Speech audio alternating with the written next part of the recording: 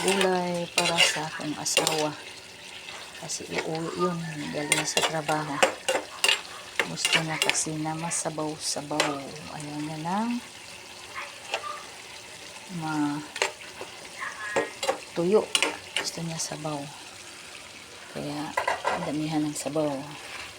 Lagyan natin ng dahon ng alugbati at saka dahon ng pitsay.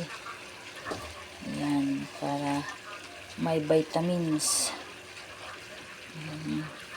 Dili lagi karne kasi walang vitamins. Minsan-minsan lang.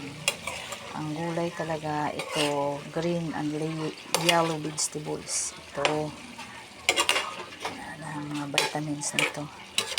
Mga dahon, dito na siya para makuha natin ang mga vitamins sa katawan. Gulay tayo. Gulayan ko ang aking asawang pugi. Kasi nagsikap, nagtrabaho para sa mga anak niya. Yan, lutuan natin ng gulay para masaya. Para may vitamins ang katawan niya.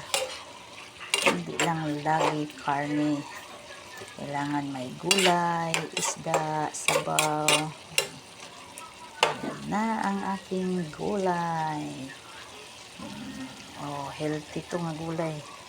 Tapos dilis ang halo. Luto na ang ating gulay.